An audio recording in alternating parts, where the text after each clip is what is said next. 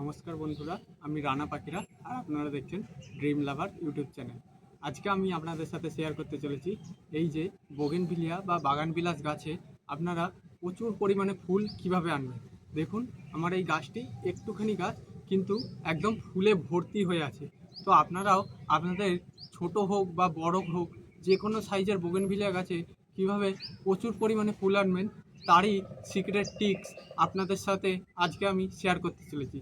তো ভিডিওটি শুরু করা যাক। বন্ধুরা, একটি গাছে ফুল আনার জন্য সবার প্রথমে যে জিনিসটি আমাদের মাথায় রাখতে হবে সেটি রোদ্দুর। বোগেনভিলিয়া প্রচুর রোদ্দুর পছন্দ করে।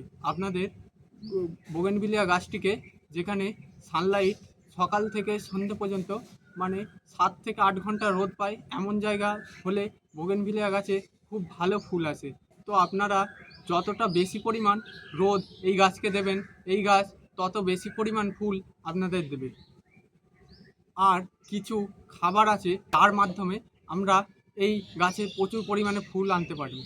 তো সেইগুলি এবার আপনাদের সাথে আমি শেয়ার করব।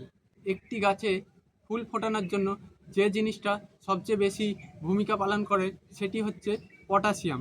তো আমাদের এই গাছকে পটাশিয়ামজনিত খাবার দিলেই সেই গাছ খুব দ্রুত ফুলে ভর্তি হয়ে যাবে।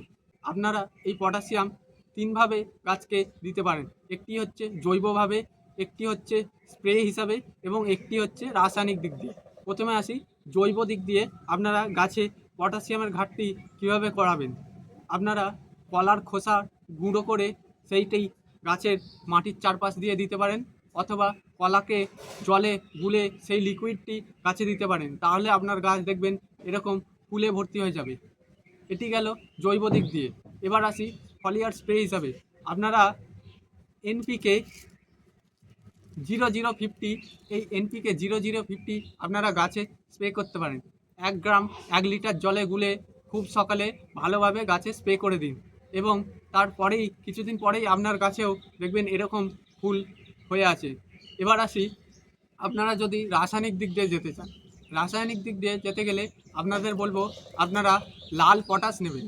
লাল পটাশ 6 ইঞ্চি টবের জন্য হাফ চামচ, এর থেকে বড় 8 ইঞ্চি 10 ইঞ্চি 12 ইঞ্চি টবের জন্য 1 চামচ টবের ধার দিয়ে অল্প অল্প করে দিয়ে জল দিয়ে দিন। তাহলেই দেখবেন আপনাদের গাছ এরকম সুন্দরভাবে ফুলে ভর্তি হয়ে আছে। এবং এই যে খাবারগুলো দিচ্ছেন তার দিন 4 পরে অবশ্যই একটি মাইক্রোনিউট্রিয়েন্ট ব্যবহার করবেন। সেটি ট্র্যাসেল হোক, মোবোবিন হোক, অ্যাগ্রোমিন ম্যাক্স হোক, অ্যাগ্রোমিন গোল্ড হোক বা বায়োভিটা এক্স হোক। আমি এই বায়োভিটা এক্স ব্যবহার করি, আপনারা চাইলে এটিও ব্যবহার করতে পারেন। তো এইভাবেই আমি আমার গাছগুলোতে প্রচুর পরিমাণে ফুল পাই। আপনারাও যদি চান আপনার গাছগুলো সবসময় এরকমভাবে ফুলে ভর্তি হয়ে থাক, তাহলে অবশ্যই এর যে কোনো একটি খাবার ব্যবহার করুন, এবং খাবার ব্যবহার করার 4 দিন পর এই যে কোনো একটি অনুখাদ্য অবশ্যই ব্যবহার করবেন। তাহলেই আপনারা খুব সুন্দর রেজাল্ট পাবেন।